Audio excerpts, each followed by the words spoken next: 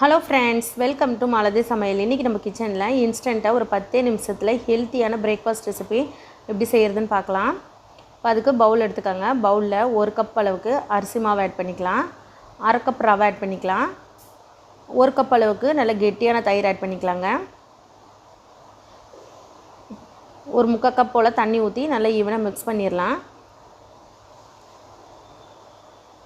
இன்னும் கொஞ்சம் கெட்டியாக இருக்குது, ஒரு 1/4 கப் போல் தண்ணி ஊற்றிடலாம். இது நல்லா கலந்து வச்சிடலாங்க. இப்போ இந்த அளவுக்கு நல்லா மிக்ஸ் பண்ணியாச்சு. இது தயிரோட நல்லா ரவை ஊறணும். ஒரு 15 நிமிஷம் க்ளோஸ் பண்ணி வச்சிடலாம். ஒரு 15 நிமிஷத்தில் நல்லா சாஃப்டாக ரவை ஊறி வந்துடும். இப்போ ஒரு 15 நிமிஷம் ஆகிடுச்சு, ஓப்பன் பண்ணி பார்க்கலாம். ரவை நல்லா ஊறி கெட்டியாக வந்திருக்கு பாருங்கள். இப்போ ஒரு 1/4 கப் போல் தண்ணி ஊற்றி நல்லா ஈவனாக மிக்ஸ் பண்ணிக்கலாம். ரொம்ப கெட்டியாக இருக்குது. இப்போ நம்ம காய்கறிகள்லாம் பார்த்துடலாம். மீடியம் சைஸ் கேரட் துருவி வச்சுருக்கேன், இதில் ஆட் பண்ணிடலாம். பொடியாக நறுக்கின ஒரு வெங்காயம் ஆட் பண்ணிக்கலாம்.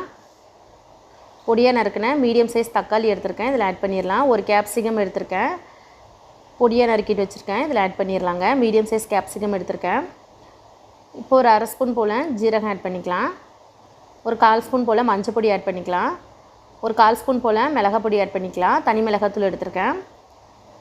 இப்போ தேவையான அளவு உப்பு ஆட் பண்ணிக்கலாம். இப்போ ஒரு பச்சை மிளகாவும் ஒரு துண்டு இஞ்சி கொரகொரப்பாக அரைச்சி வச்சுருக்கேன், இதில் ஆட் பண்ணிடலாம். இது போல் அரைச்சிட்டு சேர்க்கும்போது ரொம்ப டேஸ்டியாக இருக்கும், நல்ல ஃப்ளேவராக இருக்குங்க. இப்போ கடைசியாக கொத்தமல்லி ஆட் பண்ணிக்கலாம். இப்போ இது ஈவனாக கலந்து விட்டுடலாங்க. தண்ணி எதுவும் ஊற்ற வேண்டாம், ஈவனாக மிக்ஸ் பண்ணிக்கலாம். கெட்டியாக தான் இருக்கணும். உப்பு மட்டும் செக் பண்ணிக்கோங்க. இப்போ எல்லாம் செக் பண்ணிவிட்டேன், கரெக்டாக இருக்குது. இந்த அளவுக்கு நல்லா கெட்டியாக இருக்கணும். இப்போ பேனில் ஊற்றிடலாம். தோசை தவாலையும் நீங்கள் ஊற்றிக்கலாம், நல்லா ஒட்டாமல் வரும். ஒரு 2 ஸ்பூன் போல் ஆயில் சூடு பண்ணி வச்சுருக்கேன்.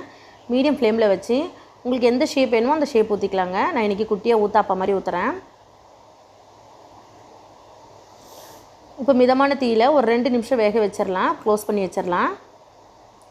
இப்போ ஒரு 2 நிமிஷம் ஆகிடுச்சு, ஓப்பன் பண்ணி பார்க்கலாம்.